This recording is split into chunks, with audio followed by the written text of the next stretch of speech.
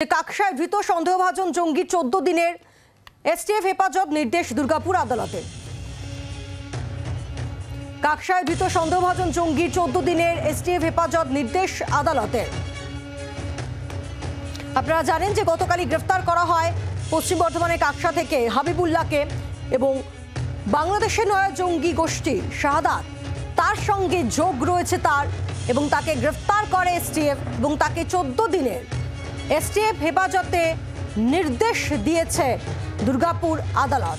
শুরুতেই যে খবর আপনাদেরকে আমরা জানাচ্ছিলাম যে কাকসায় ধৃত সন্দেহভাজন জঙ্গির 14 দিনের এসটিএফ হেফাজত নির্দেশ দুর্গাপুর আদালতের। আমরা এই নিয়ে আরও আপডেট নেব। আমাদের সঙ্গে টেলিফোনে রয়েছেন প্রতিনিধি চিত্তরঞ্জন রয়েছেন আমাদের সঙ্গে। চিত্তরঞ্জন, 14 দিনের এসটিএফ হেফাজতের নির্দেশ।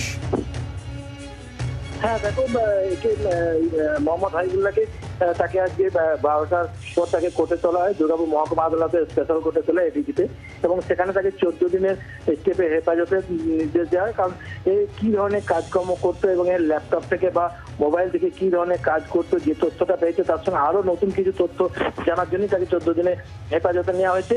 তবে যেটা জানা যাচ্ছে, বাংলাদেশে যে নিষিদ্ধ জঙ্গি সংগঠন আছে আনসার আল ইসলাম, সেই গোষ্ঠীর সঙ্গে যুক্ত এবং সে কি কি কাজ করছে, কি ধরনের তথ্য পাচার করেছে বা তাকে কি দায়িত্ব দেওয়া হয়েছিল, শোনা যাচ্ছে আমির হিসাবে ছিল। অর্থাৎ বিভিন্ন যুবকদের এবং যুবতীদের তাদেরকে এই সংগঠনের সঙ্গে যোগ করা তার দায়িত্ব ছিল, এবং সে কতটা সে দায়িত্ব পালন করেছে, কত মাস ধরে সে কাজ করেছে, সবটাই তাকে জিজ্ঞাসাবাদ করাবে। সেই কারণে তাকে 14 দিনে হেফাজত নেওয়া হয়েছে।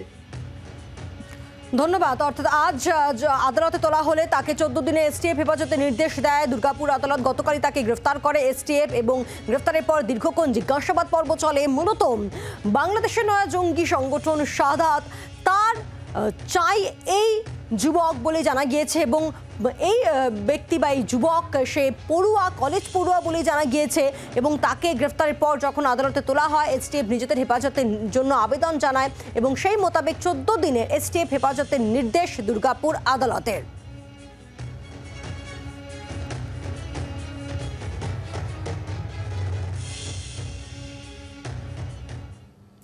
এ রাজ্যে ফের বাংলাদেশের জঙ্গি মডিউল। বাংলাদেশের নয়া জঙ্গি সংগঠন শাহাদাত এসটিএফ এর জালে নয়া এই জঙ্গি মডিউলের এক চাই। কাকসা থেকে গ্রেফতার করা হয় মোহাম্মদ হাবিবুল্লাহ নামে এক কলেজ পড়ুয়াকে। যেমনটা জানাচ্ছিলাম আপনাদেরকে, ধৃতের বিরুদ্ধে ইউএপিএ সহ একাধিক ধারায় মামলা রুজু করা হয়। বাংলাদেশেও সক্রিয় শাহাদাত জঙ্গি গোষ্ঠী আনসার আল ইসলামের সঙ্গে যোগ শাহাদাতের। আনসার আল ইসলাম আবার আল কায়দা অনুমোদিত। বাংলাদেশে নিষিদ্ধ আনসার আল ইসলাম গোয়েন্দা নজর এড়াতে ক্রিপ্টোর মেসেজিং প্ল্যাটফর্ম ব্যবহার করে এই জঙ্গি গোষ্ঠী। বর্ধমানেই আপনাদের মনে থাকবে যে খাগড়াগড় বিস্ফোরণ ঘটে, আর তারপরে সামনে আসে বাংলাদেশের জেএমবি জঙ্গি গোষ্ঠীর মডিউল।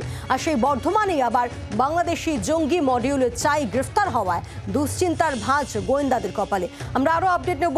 পিয়ালি মিত্র রয়েছেন আমাদের সঙ্গে টেলিফোনে, আমাদের আরেক প্রতিনিধি। পিয়ালি, হাবিবুল্লাহ যাকে ইতিমধ্যে এসটিএফ নিজেদের হেফাজতে পেয়েছে, খাগড়াগড় বিস্ফোরণ কাণ্ড আমাদের এখনো ভালো মতো মনে রয়েছে, সেই বর্ধমান থেকে আরো এক নয়া জঙ্গি গোষ্ঠীর চাইকে গ্রেফতার করা হলো। একেবারে দেখো, 2014 সালে খাগড়াগড়ের বিস্ফোরণের পর বাংলাদেশের জঙ্গি সংগঠন জেএমবি যে তলে তলে এ রাজ্যে তাদের জাল বিস্তার করেছে এবং বড়সড় নাশকতার পরিকল্পনা করছে, আর সেই তথ্য কিন্তু সামনে এসেছিল। এবং শুধুমাত্র বর্ধমান নয়, যেটা জানা গিয়েছিল মুর্শিদাবাদ, নদিয়া, এই সমস্ত এলাকায় তারা জাল বিস্তার করেছিল। এবং পরবর্তীকালেও আমরা দেখেছি যে বিভিন্ন এজেন্সি অ্যাক্টিভ হয়ে আর এই জেএমবি হোক বা এবিটি হোক, এই সমস্ত সংগঠনের যারা সদস্যরা তাদেরকে গ্রেফতার করেছে। কিন্তু পরবর্তী সময় যেটা তদন্তকারী অফিসারদের কাছে এই মুহূর্তে যেটা চিন্তার কারণ হয়ে দাঁড়িয়েছে, জেএমবি হোক বা এবিটি, এই ধরনের যে সংগঠনগুলো তাদের যারা মাথারা, তাদেরকে গ্রেপ্তার করার পর তদন্তকারী অফিসাররা মনে করেছিলেন যে এই সমস্ত জঙ্গি সংগঠনগুলো অ্যাটলিস্ট এখানে তাদের কোমরটা এই রাজ্যে ভেঙে দেওয়া গিয়েছে। কিন্তু আদতে যে সেটা নয়, তারা যে নাম পরিবর্তন করে আনসার আল ইসলাম, তারা নাম পরিবর্তন করে তাদের সংগঠন শাহাদাত নামে নতুন একটি সংগঠন হিসেবে আত্মপ্রকাশ করে এই রাজ্যে সক্রিয় রয়েছে, সেই তথ্য এসছে। এবং সেই তথ্য আসার পর খুব স্বাভাবিকভাবেই গোয়েন্দারা উদ্বিগ্ন, এবং আর কোথায় কোথায় তারা জাল বিস্তার করেছে, এই যে আমির পদে থাকা হাবিবুল্লাহ সে কতজনকে এখনো পর্যন্ত রিক্রুট করেছে, এই সমস্ত বিষয়গুলো তদন্তকারী অফিসাররা জানতে চান। ধন্যবাদ পিয়ালি।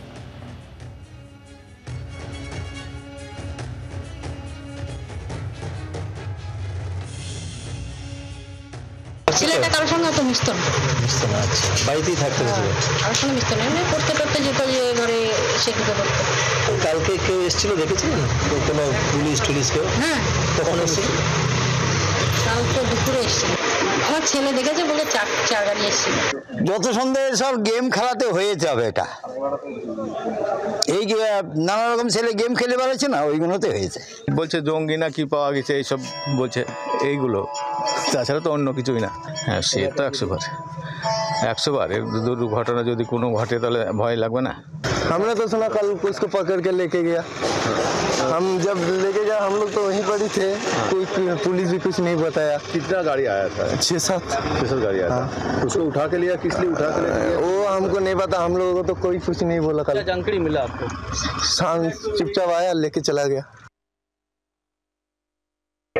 আমি দাঁড়িয়ে আছি এই পশ্চিম বর্ধমান জেলার কাঁকসা থানার ওই মোহাম্মদ হাবিবুলের বাড়ির সামনে। আমরা দেখতে পাচ্ছি এটা হচ্ছে মোহাম্মদ হাবিবুলের বাড়ি, যার বাবার নাম হচ্ছে মুন্না ওরফে মোহাম্মদ ইসলাম। এবং এই মোহাম্মদ হাবিবুল গতকাল অর্থাৎ শনিবার দিন দুপুরবেলায় তার বাড়িতে প্রায় 6খানা গাড়ি আসে স্টেপের এবং তাকে তুলে নিয়ে যায় কাঁকসা থানায়। যেটা তারপর জানা যায় যে এ বাংলাদেশে কোনো জঙ্গি গোষ্ঠীর সঙ্গে যুক্ত, যার নাম হচ্ছে আনসার আল ইসলাম, অর্থাৎ মডিউল নাম হচ্ছে সায়দাত। এই আল কায়দার সঙ্গে শাখা সংগঠন, এই সংগঠনটি এর একটা নিষিদ্ধ জঙ্গি সংগঠন গোষ্ঠী।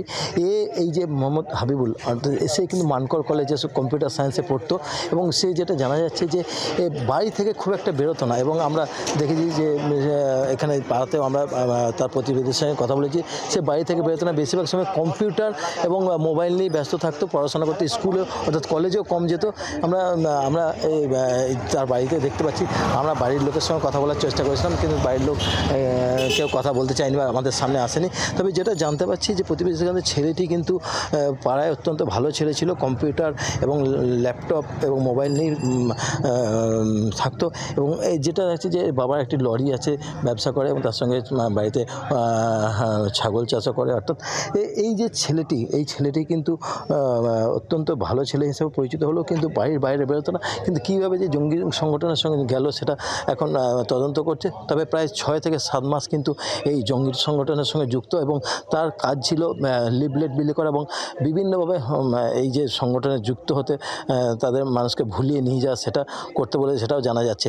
তবে সবটাই দেখার, এবং পুলিশ আজকে তাকে আদালতে তুলবে, স্টেপ আদালতে তুলে তাকে ব্যাপার পুলিশি হেফাজতে নেবে এবং তাকে জিজ্ঞাসাবাদ করবে যে কী ধরনের ঘটনা ঘটে এবং তার ল্যাপটপে আর কী কী আছে সবগুলি তদন্ত করবে পুলিশ। কাঁকসা থেকে বিপ্লব দাসের সঙ্গে চিত্তরঞ্জন দাস, জি 24 ঘন্টা। বাংলার আওয়াজ, বাঙালির আবেগ, জি 24 ঘন্টা।